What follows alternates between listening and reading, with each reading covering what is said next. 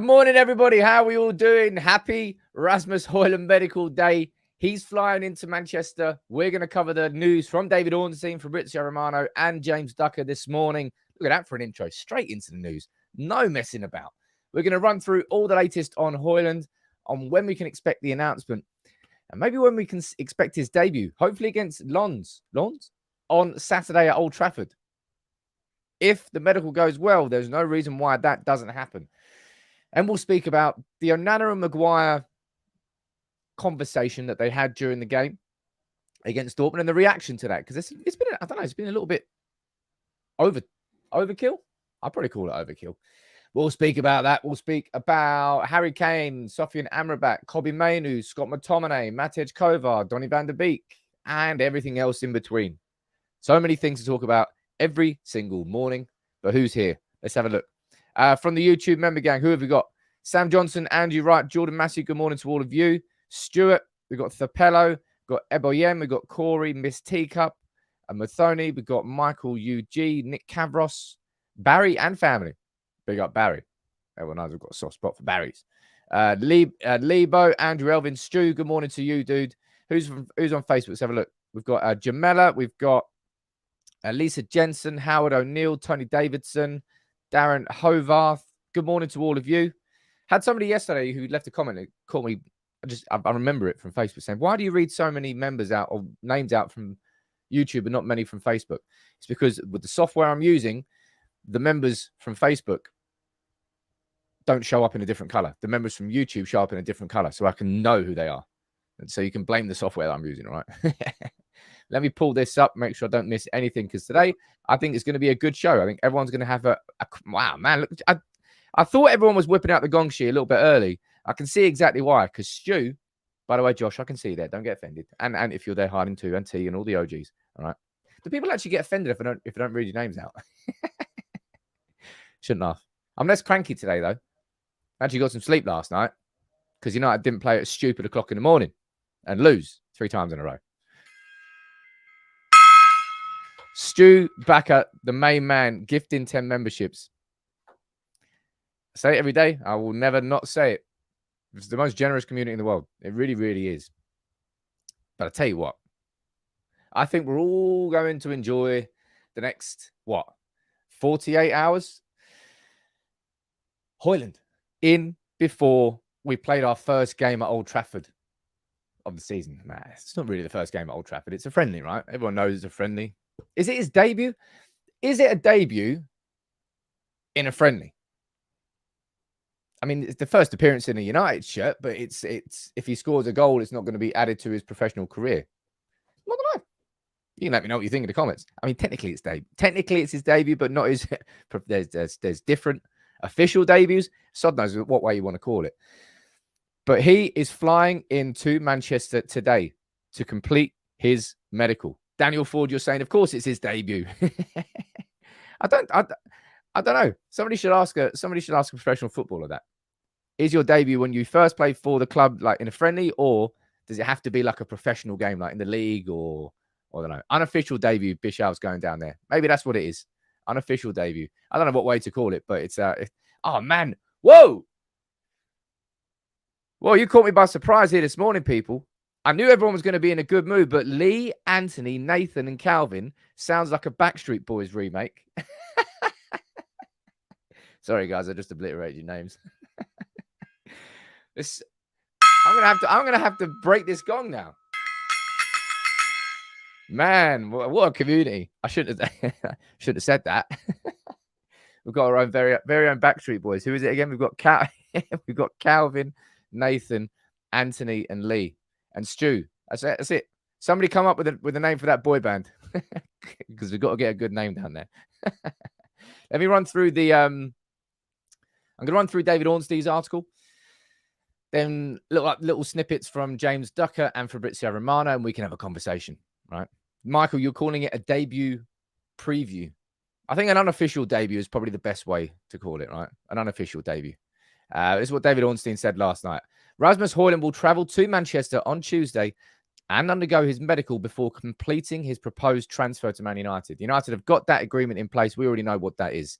75 mil plus 10 mil in add-ons. Personal terms are in place on a 5-year contract, which seems very standard, isn't it? I believe that Onana and Mason Mount both signed the exact same contract, 5 years with the option to extend +1. I'm pretty sure that was the deal that both of them signed. United aren't doing the madnesses of what Chelsea tried to do, like 8-year contracts to really amortize out their payment terms over X amount of years. But he is flying to Manchester today. Fabrizio Romano confirming the same thing, to undergo the main part of his medicals. Documents of look, that's actually a bit of an update there. The documents have been exchanged, and I suppose, of course, they have. Sam, he's flying for his medical. He wouldn't be flying for his medical if the documents hadn't been exchanged. Okay, I understand that bit. So that means it's all sealed and done between the two clubs. Enough for Rasmus Hojlund to fly and complete his medical. Now, you can type it. I've got a good question for the poll today, so I'll leave that for now. But do you think that Rasmus Hojlund, right? Do you think he'll be making his debut on Saturday? Yes or no? You let me know in the comments below. John, you're saying 8-year contracts are not allowed now. Now, 8-year contracts are allowed, but as far as your accounting goes, the maximum it can be over is a 5-year period. So you can be stupid enough to give a player an 8-year contract, but you wouldn't if you can't spread the cost over 8 years. So yeah, that's the difference there. Jordan, you sent the super chat. You're saying, how long do you think it will take for this new guy to shine?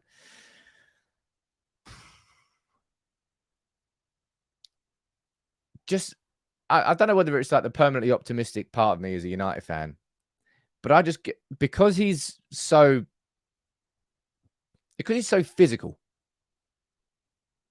and he's so powerful, it kind of gives him a little bit of a leg up and a little bit of an edge over some attackers that will come into the Premier League straight away. And United have obviously identified it will take him time, right? He's coming into a new system.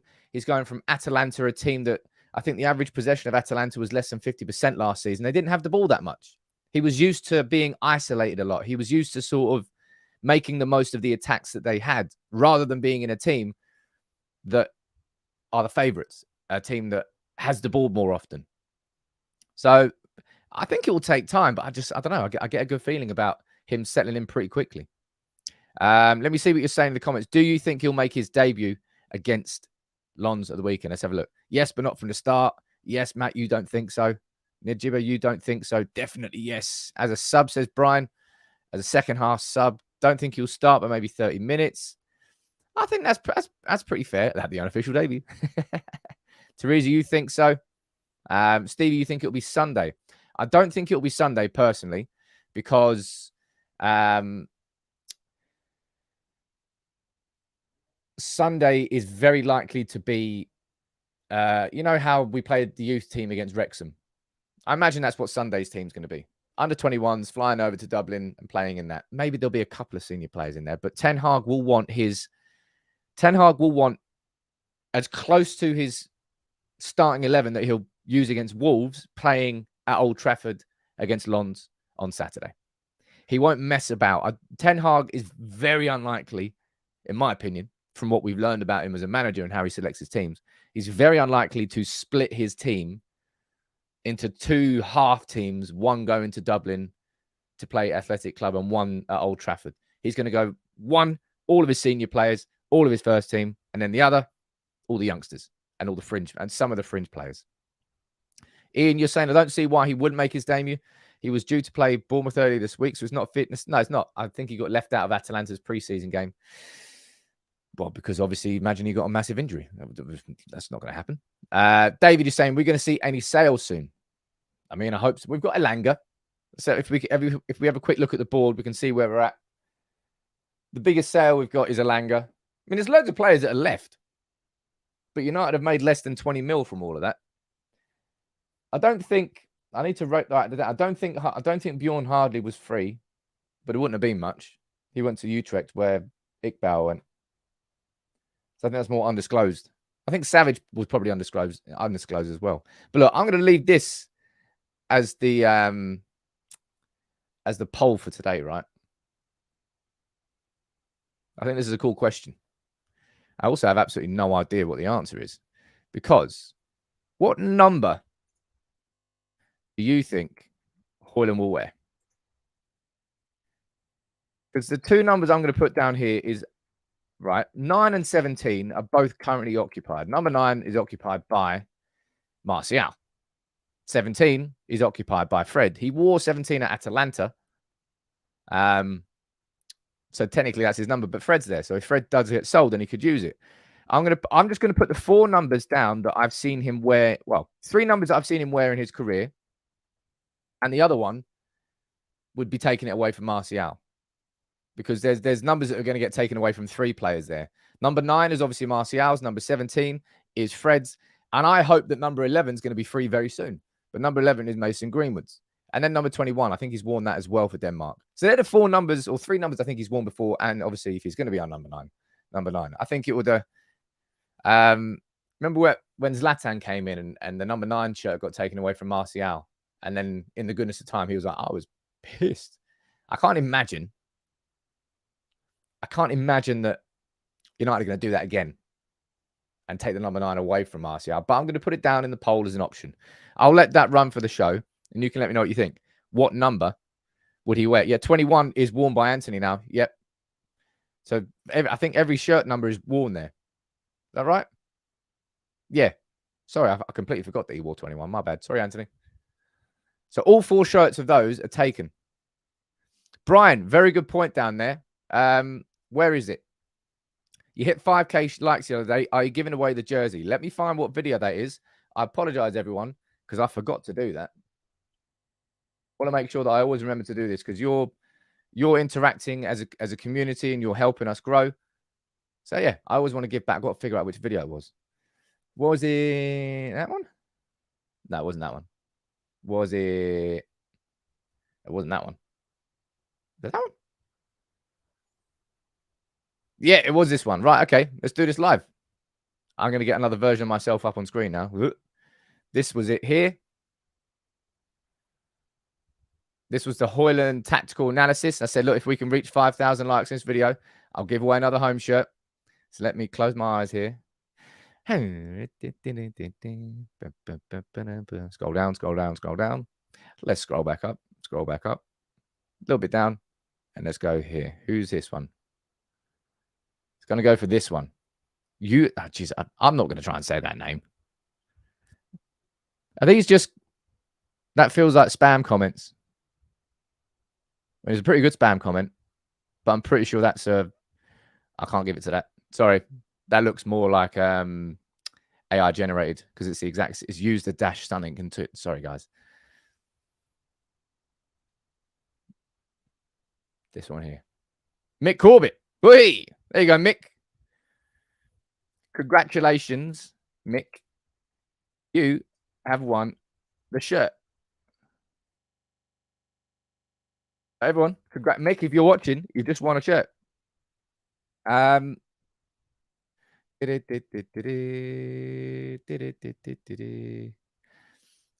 you're saying weird it's you doing it on YouTube again. Facebook got over 5K. That's a good point, Matt. I hadn't even thought of that. I'll be honest, because I don't really keep as. It's far more. I wish Facebook was, and then this is absolutely me slagging Facebook. I wish Facebook was as encouraging for creators as YouTube is. Facebook as a space for creators is really, really difficult. Everything is difficult on Facebook by comparison. You don't get access to any sort of you don't get access to anything in the background. You can't. It's just they are nowhere near the levels of interaction and ability as YouTube is, and I wish they were, because there is we've got a massive community on there as well. So what makes it so difficult? Next time I will do it for Facebook. I'll switch between. I'm not choosing. I apologize about that. But look, congratulations, Mick. I'll keep that one up there. So that's 2 we've done now. Maybe we'll do. Should we do another one today? We'll do another one today. I'll do it on the. My video today is going to be a cracking one. I think everyone's going to be enjoying this one.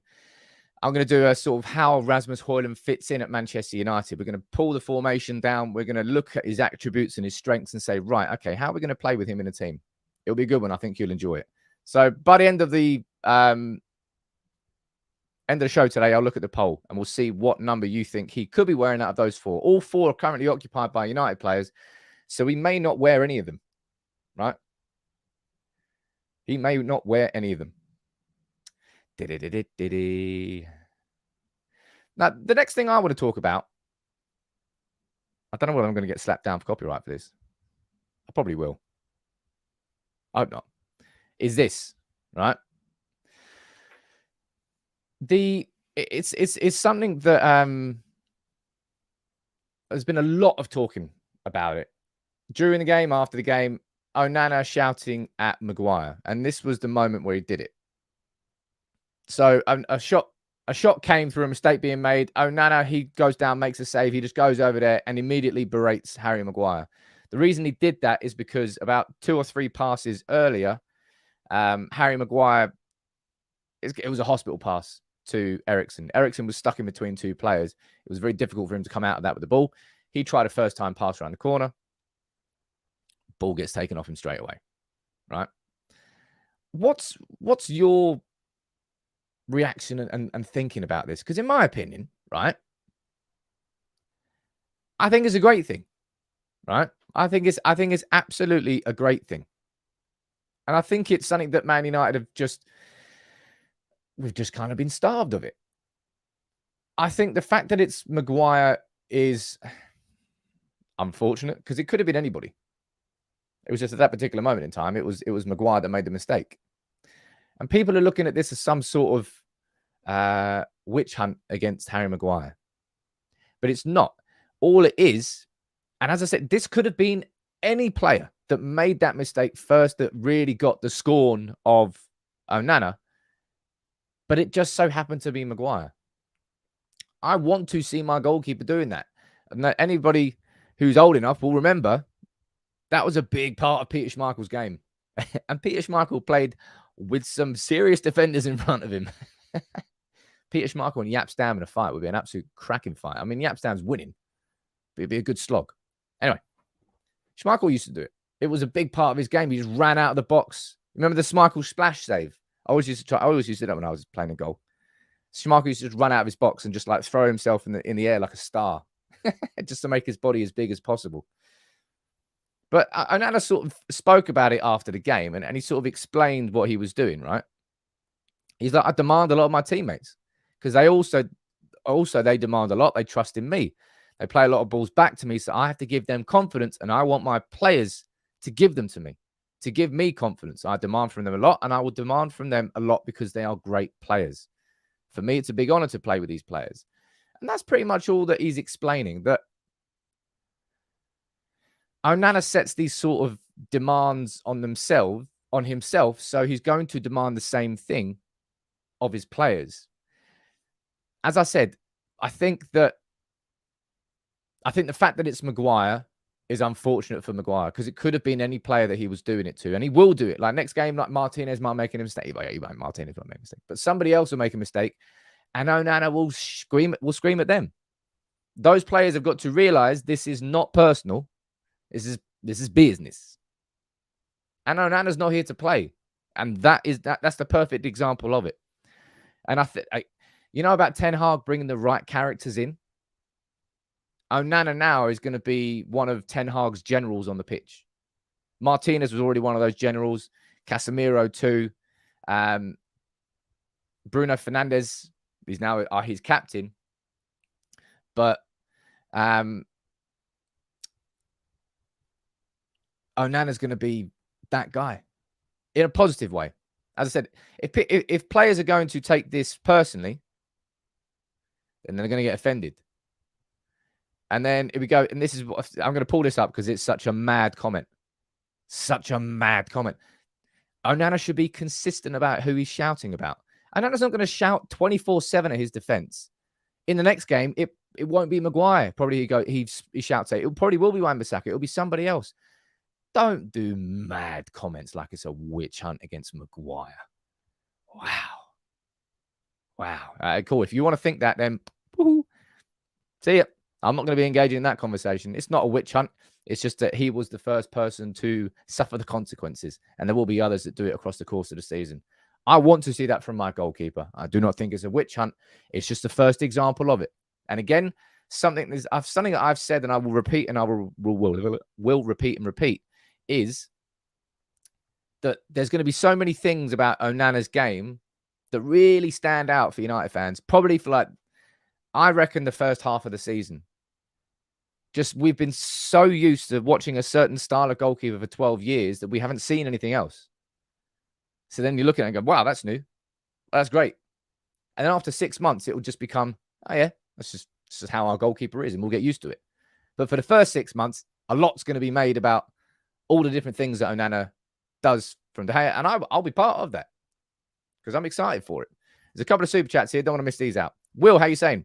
If Martial is fit, who do you think Erik ten Hag will start? Hojlund. Well, actually, I think, well, I'm going to run through that in my lunchtime video. The Athletic have said, look, there's a chance that Hojlund doesn't really come in and is a guaranteed starter every week, and that he might get chopped and changed and shifted out to the left wing, maybe in Rashford through the middle, which I thought was a bit of a weird flex, but I'm going to speak about that. If Martial is fit, United will be rotating and moving. We've got 60, 70 games this season. We're going to have to. But I think he'll probably start Hojlund. I hope so anyway. Ethan left. Laird has left on a permanent to Birmingham. I've not got that down there. Yeah. Ethan Laird's on the board there, Martin. 750k. Maybe you can't read it. I appreciate that the writing's small on that board, but there's a bloody lot of players. Alex, you're saying I started cheering when he did that. Thanks for the super chat, dude. We need more of that. It's an elite attitude, and he talked about it post-match. All the back four needs to step up. He did speak about it. There is no witch hunt. It's just a keeper being a keeper. That's just the style he is. It's just the first example of it. Anybody trying to say that this is some sort of witch hunt, get over yourself, man. Jeez, you're trying to make a story there that doesn't exist because you want to see that story. But this man here, right? He's just piece by piece. But that's why I did my video yesterday, right? I really enjoyed that video I did yesterday on the sort of transformation of United by Ten Hag. I said, like, it started with the sort of the big decisions that he made, and across the course of the season, how he got those all so well, so correct. Something I didn't really mention yesterday was his control, and that's a big thing that Erik ten Hag has done. A manager should be in control of his football club, but at Manchester United, you've really got to go back to Fergie, to the last manager that really truly was in control. Jose Mourinho tried. Ed Woodward worked against him. Louis van Gaal tried. Ed Woodward worked against him. And the same goes for David Moyes. Well, David Moyes it was sink or swim for him, and he absolutely sunk. But Erik ten Hag has got control back. He's made all the big decisions correctly, in my opinion. The transfers, right, I think it's the biggest, the reason, well, it's not the reason, one of the major reasons why Liverpool and City have been able to have so much success over the last 10 years or so is the transfer market, is getting their transfers right. Liverpool bringing in Mo Salah, Liverpool bringing in Firmino, Liverpool bringing in Mane, Liverpool bringing in Alisson, bringing in Van Dijk. All these big ticks, big hits that have been central to whatever they've done. And then City, well, they rarely miss. That's hopefully what we're now starting to get the start of. And I have a good feeling about it. Last year, I think all of our summer signings were, to different degrees, successful. This summer, I hope that the exact same thing is said about Mason Mount, Andre Onana, and Rasmus Hojlund. And I've got a lot of hope about that. And that's how you build a successful team, really. What you need to have is, like, somewhere, I would say, 2 to 3 consecutively strong transfer windows. And if you do that, then from a squad perspective, you put yourself in a position to nail it. And then Ten Hag, add on top of that, you've got big decisions, you've got control, and you've got transfers. Then you start talking about the football. Then you start talking about Ten Hag's style of play and his pressing, because he's got all the tools to do it, and he's got the environment to do it in, piece by piece, bit by bit. There was one quote that was a big old Luke Shaw interview that went out yesterday, and this was the standout quote that I liked. And it was this, look, the culture has changed. The attitude, the way of training, the intensity, the application. The manager demands that every day. And even at home, he wants us to do the good things because football is our life. And maybe that's just something that United players have forgotten about. That, I mean, I suppose technically, football is a job for them, right? They go in, it's not 9 to 5, but they go in there, they train every day, they eat, they work, and they go home and they sit there and they chill in the evening. But it is their life because physically it has to be their life because physically it's a very demanding job. And if you don't live by those same rules outside of your work environment, then your work environment is going to be impacted. Now, previously United, players got away with that. They did whatever they want. Lifestyle outside of work didn't really matter. If you were doing, I don't know, whatever your job is, sod knows, I can't think of a good analogy right now. But if you did some sort of job and your lifestyle outside of your job directly affected your ability to do your job properly, your boss is going to pull you in and go, what are you doing? I'm paying you for something that you can't do properly. Stop doing that so you can do your job properly. That's exactly what Ten Hag is doing here. It's just on a grander scale with much bigger pay scales and very much in the public eye. But that's something that Ten Hag's had to slowly get through to these players. Live good outside of work, and your work's going to be a lot better and be more enjoyable because you'll start winning things. And everyone likes winning. There's another super chat there. Let me read this bad boy out. Mohammed, how you doing? Should replace the whiteboard with a 34-inch or bigger vertical monitor and update the transfer list with Excel. Keep it digital and nice and neat. Okay, I've got to buy a massive bloody monitor. I mean, that's a pretty cool idea, to be fair. How much would that cost? God knows. It's not the worst idea in the world. We can upgrade that.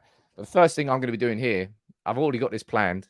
I keep saying things about all my plans, but I really want to update the whole studio behind me. I've got a really good idea, but that's a big old job, and I've got to plan that properly. But yeah, I really, really like that quote there from Luke Shaw on Erik Ten Hag and just how he's getting through to these players and changing them. And as I said, making the right sorts of signings. Rasmus Hojlund is flying in for his medical today. As long as nothing goes wrong, right? As long as nothing goes wrong, then he should be getting announced tomorrow. I want to see what you're saying down here in the comments about this from Luke Shaw. I want to see what you're saying. Jason, you're saying, well said. Football is their life. I shiver when I'm reminded of Pogba and Lingard. Glad they're gone. I mean, it wasn't Pogba and Lingard per se, but they were just the embodiment of a culture which just wasn't working at Manchester United. Like I've got no, I don't know. I've got no problems with seeing players have a good time. No one does. But when you look at it, it was the contrast of that happiness compared to how Manchester United were playing on the pitch that irked fans. Celebrate after you've won rather than beforehand, for example. Let me see what else you're saying down here. Stephen, you're saying it's always going to be a tough, long process to get United from where we were to where we want to be. And he's worked wonders. I trust him 100%. Ian, you're saying an office worker for someone on a rave on a Wednesday night. There you go, yeah. It's like being back at school. Used to go, I was good at school. I wasn't. Anyway, kids, if you're at school, be good at school because I wasn't. I used to go clubbing on a Monday and then clubbing on Thursday. Monday Mayhem Talk Thursday. Yeah. Come on. Living the dream. Anyway, don't do that, kids. But it's the same sort of example, right? That's why I didn't do very good at school. But this is what Erik Ten Hag said after about transfers. I thought this was quite an interesting one because Erik Ten Hag has done a massive interview. You know, I think he did it once last preseason. Can't remember where it was, but it definitely happened once last preseason where he just invited all the journalists in and for an hour, everyone sat down and they just sort of spoke about everything, all the plans, transfers, Maguire, De Gea, everything all at once. He's done that again. But I think I want my lunchtime video today to focus on Hojlund and how he fits in because he's having his medical. This is going to be a conversation that we all need to have, right? But this is what Erik Ten Hag said about more transfers. On the prospect of more arrivals, Ten Hag added, we are always looking for better quality. So if you want to be United, you have to match a really high standard. And when we find the opportunities to get better, we have to do it. because everyone's expecting the best from us. We also have to raise the bar, but there's also very important that the players understand we believe in them, believe in their potential, believe in their personalities. Because team spirit, togetherness, social connection, relationships have to be good among footballers. It's a team sport. And when we are unified, we are stronger. That really sounds like a sort of rallying cry. You can imagine that photo with him saying that. But Ten Hag there saying, look, we're always looking for more quality. And I'll tell you what, right? I have to be honest. I don't know what percentage I'm talking about here. I'm probably saying just 5%. We all know what Manchester United's priority is, right? After the Hojlund announcement, that's our 3 major signings for the summer done. Or is it? Oh, it's our 3 major signings done for the summer. New goalkeeper, new striker, new number 8. Amrabat is next on that list, right? Because we need a Casemiro alternative.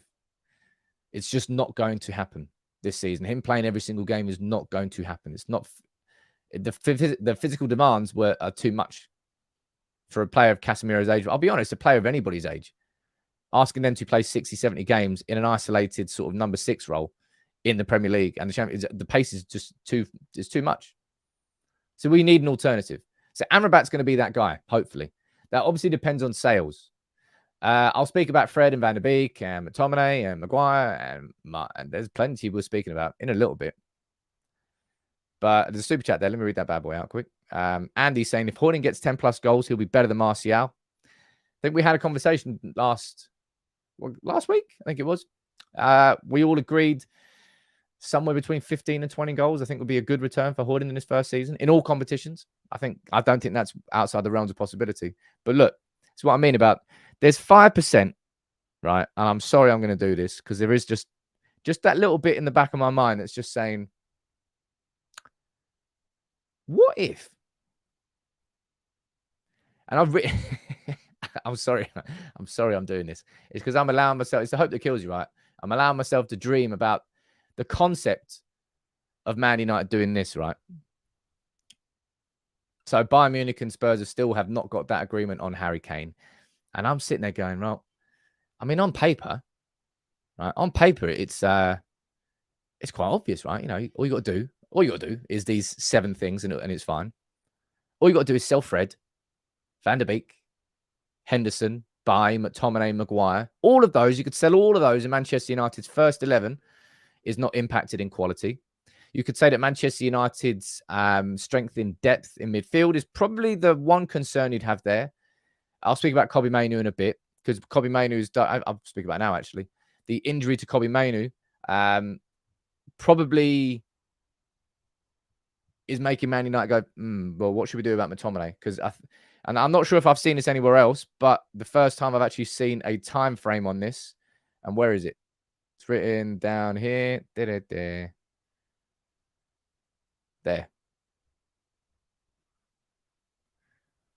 That's the first time I've seen a time frame with the Kobbie Mainoo injury. So maybe facing 2 months. So what's that? August has gone. September has gone, back in October, which would obviously still the majority of the season. Wouldn't be the end of the world. But I'm just, I'm sorry. I'm allowing myself to think about the idea of United selling all these players. Fred, 10 to 15 mil. I think so. Van der Beek, I think should be the exact same. If United can get 20 mil for Fred and Van der Beek, I'll be happy enough for that. Should be 25 mil for Henderson. What's that? 45. 5 mil for Bailly, 50. I don't think McTominay will leave. Say Maguire leaves, I reckon that should be 30. That's 80 million. Currently, right? If we're doing numbers on the fly here, currently, Man United's net spend is around about 140 million. So if Man United then were to get 80 million in from sales, that takes it down to 60 million. And then 90 million for Harry Kane? 90 to 100 mil? I don't know. As I said, I'm letting myself go, what if? Just the idea of Bayern Munich agreeing a fee with Spurs and United going an extra 5 mil on top. You might say, well, Spurs would charge more than that, but it's an extra 5 mil. I don't know. I don't think it will happen. As I said, I do not think it will happen. But I'm just letting myself go, what if? What if? Because if that happened, this would be the single greatest transfer window that Manchester United have ever had. What do you think is the best window we've ever had? Was it a window? I think there was a window where I think we signed. Was it Hargreaves, Nani, and Anderson? Is that like 2007 window? Man United transfer window. No, it was Nani and Anderson, but I think we might have got Hargreaves as well. So look. Yeah, we did. Oh, Matt, yeah. I nailed that one. I forgot about bloody Carlos Tevez. Look at that for a window. That was 2007, 2008. Man United got Anderson, Nani, Hargreaves, and Tevez. And even Kuszczak. Rodrigo Possebon. Oh, look. We got Raphael too. Man, that was a cracking window. Jeez. Manuccio. Remember him. Giuseppe Rossi. His loan ended. Isn't this a flashback? Gerard Piqué went on loan to Real Zaragoza. Hey, what could have been if we didn't have Rio and Vidic? But we have Rio and Vidic, so let's be honest. It worked out fine. We also got down here? Fraser Campbell, Johnny Evans. Yeah, that window there is an absolute scorcher of a window. Not sure if there's been many better. But if we signed Harry Kane, it would be better than that. But yeah, Scott McTominay he's not somebody I'm not in a hurry for Manchester United to get rid of Scott McTominay. If I'm looking at Fred, Van der Beek, and McTominay is easily the last I'd sell out of those three. I would sell Van der Beek first, I would sell Fred second, and I would sell McTominay third. But if we can get a very good price, and you've seen the prices getting quoted, if West Ham want him, they're getting quoted like 40, 45 million. You might scoff and laugh at it, but relative to his experience, his age, and what everyone else is happening in the market, 40 to 45 is pretty relative. It's a lot. Have you got the market? So I don't think that we should be quick to ship McTominay out. I think he absolutely could be a good squad player for United next year. But if we get a big amount of money in, and all of a sudden we've got enough money then to sign Harry Kane, then it's something we should think about. Alex, you're saying you do worry about Varane down there. I've seen quite a few people doing that, and I think I understand those concerns because Varane got over his injury problems last year, and then you were like, oh, great. I do have question, but I think maybe it's I don't know whether it's because Varane maybe doesn't have as low a center of gravity as Lisandro Martinez. It might be a bit of a weird way to describe it. But when it comes to sharp turns on the ball, quick pressure, possession, working in tight environments, it's a little bit more natural. It looks a little bit more natural to Martinez than it does Varane. But Varane is a top-class player. I imagine he can adapt. But in an ideal world, you know full well we'd have two world-class players in every position. I think at left centre-back, we're cool next season, aren't we? Left centre-back, we've got Martinez there. And if you want to, you can play Lindelof there. And if you don't, you could play Luke Shaw there, who really showed himself as a very good step-in. You've got Malacia on the left back. You've got, well, maybe Alvaro Fernandez if he wants to stay there. Not quite sure. But we've got options. At that right centre-back position, you currently have Varane, and then you got Maguire. Now, I'll be honest, Maguire against Dortmund, and I said it about 6 weeks ago. I was like, FYI, Maguire will probably look like a better defender when he's got Onana playing behind him. And I think Maguire, it's obvious that Maguire's really been putting in the graft. I personally feel that it's in everyone's best interest, Maguire's, Manchester United's, and whatever club he joins, that he goes and starts a fresh challenge somewhere else with a completely clean slate, rather than any sort of, I don't know what word to use to describe it, but it's just like, it's not that the damage has been done and it can't be undone with Maguire, but it's just that he's swimming upstream. And the scrutiny will be like level 400. Probably for me as well. I personally feel that Maguire should be leaving. But then who have we got as the right centre-back option? Maybe you can put Lindelof there too, but in an ideal world, I think United would get another centre-back. in an ideal world. I'm not sure whether we will, though. Oh, man, look at that. Man, today everyone's being super, super generous. Anthony and Fizz, you gifted 10 memberships. Wow. And Anthony, you gifted 5. Fizz and Anthony. So we've had a Backstreet reunion. We've had Anthony and Fizz. Legends of Peria. Absolute legends of Peria. The Peria. These reports I'm going to pull up now, they're not massively, they're not like reliable, or they're sort of more talking points, right? There are whispers that Real Sociedad will not be going in for Donny van der Beek. And I'll be honest, there hasn't really been too much interest so far, concrete interest in Donny van der Beek, has there? I still think that something will come, but Van der Beek strikes me as somebody who's probably more likely to go out on a loan, maybe with an obligation to buy, rather than someone who's going to get purchased straight up. Because everyone's going to look at Van der Beek and go, there's a quality player there, but his injuries, not sure. I imagine that's what clubs will be thinking about with Van der Beek. So don't be surprised if Van der Beek goes out on loan. Apparently not Real Sociedad. That would be a good move for him. This one, conversely, is a bit of a weird one. Reports coming out from the Czech Republic newspapers or media saying that Aston Villa are interested in signing him permanently, but United are working on sending Kovar on loan to a championship club. And I find that one a little bit weird, I'll be totally honest. Matej Kovar is not a kid. He's 23. He's just won the league with Sparta Prague in Czech Republic. Why on earth would he, at that point, want to go on loan to Hull in the championship? And how would that benefit him? How would that make him a better player? I find that a bit of a weird one. If Man United, if Kovar is going to be leaving United, he's going to be on a permanent deal for his own self-interest anyway. We've just got Onana in. He's 27, right? Onana, let's be honest, we're hoping that Onana is going to be here for the next... Look, goalkeepers are fine until their mid-30s.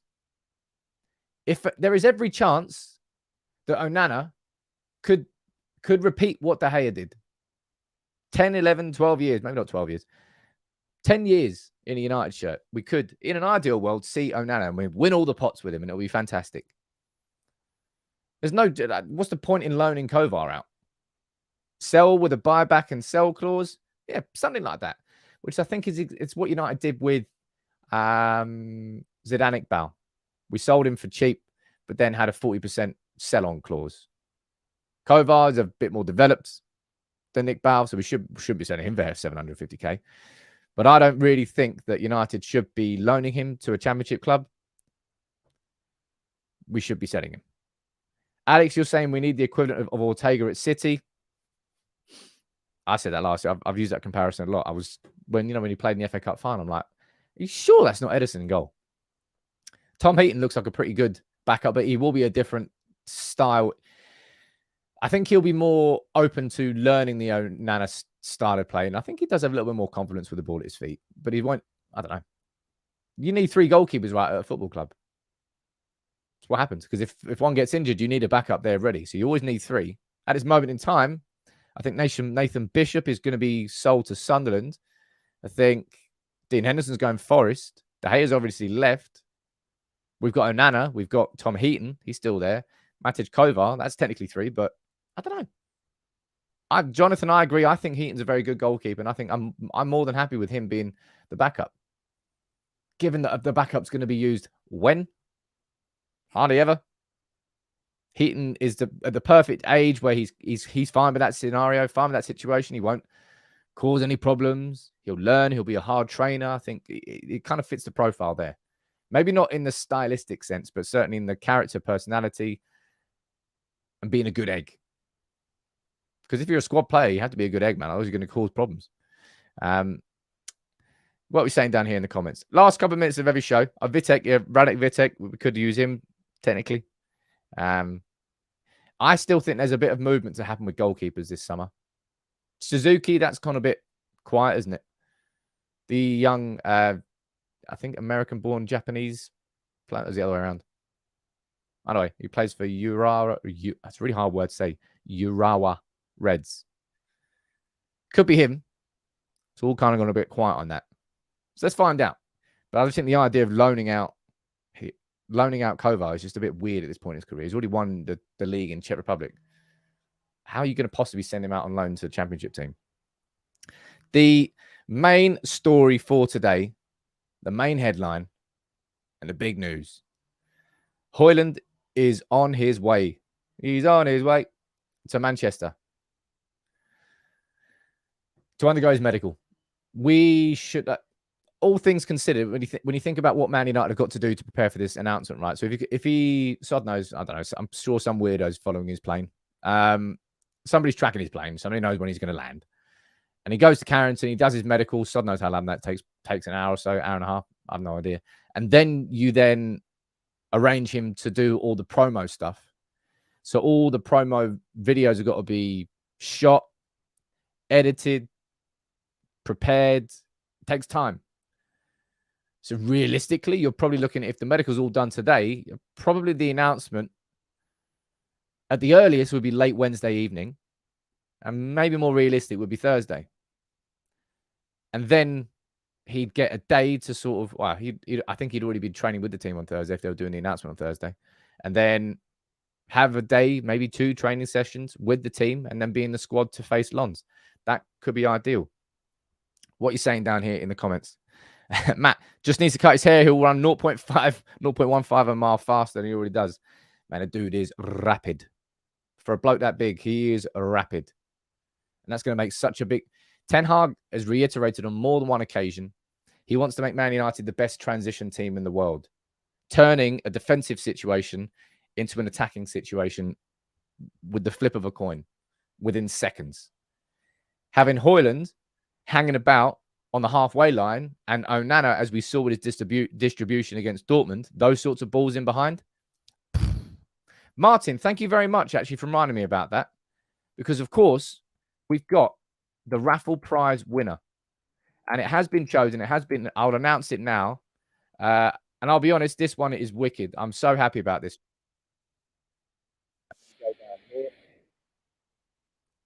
So we have already got in touch with the winner. We've confirmed it with them. They've accepted. And it's all good and done. And I want to say a big congratulations to Tony McKee. McKee. I'm going to go for McKee. Tony McKee. Oh, we need to do the poll as well. Yeah, I'll do the poll.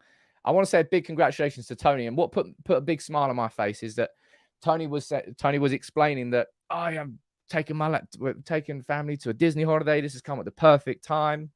And that just put a big smile on my face. So, Tony, enjoy you and your family's trip to Disney. And I hope that you have a fantastic time. And it just put a big smile on my face. Tony, I think Tony bought 10 tickets. So for a tenner, he's got a huge thing for his family. They're all going to make some great memories in August, and they're really going to enjoy it. And it's wicked, man. So thank you, everybody who entered. You can see what the latest one is. I've stripped it back and I made it far simpler because I think people people enjoy the variety in prizes. What we've done so far, we've done PS5, Xbox Series X, 500 quid cash, 700 quid towards a holiday. And now we're doing an iPad Air 2022 model. So it's worth north of 600 quid. It's really, really good. It's really, really good. So if you like to, the raffle is now open today. £1 per ticket. Someone's going to win it. Tony won it this time. Let's see what comes next. Kieran saying, Sam, when's the car? The car is coming when Elon Musk sponsors this channel. Imagine that. Man, Mr. Beast just gives away Teslas like it's for fun. If I gave away a Tesla, there wouldn't be a channel. Oh, yeah, and a 50-inch 4K TV and a soundbar. Jeez. Man, we've done some good prizes on here, man. I'm proud of that. That's wicked. But yeah, this one's a good one. This one is a really good one. The poll. Let's get the poll results. I don't know. Honestly, I've tried doing this show with a hangover sometimes. You know what I'm saying about Erik Ten Hag saying you got to live your good life outside of your life if it affects your work. Me and hangovers, not friendly for this environment. And I did that. when I've got like a muddled brain and I've got 400 tabs open and I'm reading all the comments and I'm trying to see, it is near on impossible. So that's why I can't do that. Can't drink anymore. Someone's asking what's in the Adidas box. Maybe we'll do that live on stream. If we can hit a certain amount of likes, I'll pull it out. Matt, you're saying your show after Vegas was ridiculous. I'm not going to look at that. I think that's when we got spanked by City. I remember that. That was brutal. I've done some bad match reactions on here before. Nobody go looking for them. I'm not going to tell you when they were. I'm not going to tell you what games they were. Mank, nice to see you join there as a member. But let's look quickly at the results of this poll, okay? So I asked you this question earlier in the show. These 4 numbers are currently taken by Manchester United players. Number 9 is Martial's. Number 11 is Mason Greenwood's. Number 17 is Fred's. And number 21 is Anthony. Now, all of them are taken at this moment in time. So he might just wear a different number altogether. But they're the numbers that he's worn previously. And of course, if he's going to be on number 9, I added that in. Let me see what you thought. 36% of you are going for 17. And 35% of you are going for number 9. So just we've got nearly 2,000 votes. We've got nearly 2,000 votes and nearly 600 likes on YouTube. Sorry. So if you can, there's 1,200 of you. Just drop a like on the video quickly before you leave. That'll make a big, big difference. But we are looking, the majority of the poll are saying number 17, which is Fred's number. So if Fred leaves, that's free. Hojlund takes it. Bob's your uncle. And number 9, Martial, which will be interesting, really, because if United do plan on giving Hojlund the number 17, then I imagine they'll delay the announcement on his shirt number to wait to see when the Fred situation goes through. Or maybe he'll just get a random number. It's interesting. It's a cool talking point. But look, thank you, everyone, for joining in the show today. Congratulations to Tony. I'll say that one more time. That was the biggest prize so far here on United People's TV on the monthly raffle draws. 700 quid towards him and his family's holiday. And I hope he has a fantastic time in August. It's the best community in the world. It really, really is. Your generosity here with all the memberships allows sort of things like this to happen and allow the channel to grow and grow and grow. In the next few months, I want to have a new background completely, massively updated, massively refreshed. I've just been told I've got to buy a big digital TV to replace the whiteboard so I can update it, which would kind of be a cool interactive thing to do if I had a screen there that I could control here and have something in the background, maybe tactics and stuff on that. We're thinking. See, I like taking the channel upwards, and that's what I do. And we all invest it. Just maybe they don't all invest it. I do invest whatever we make into making it bigger and better. Big up to all of you. Have a great day. I'll be back here later on with my Hojlund, sort of how he fits in at Manchester United video, which I'm very much looking forward to doing. And I'll see you tomorrow morning for the live show. And maybe I'll be here later on today if there's an announcement.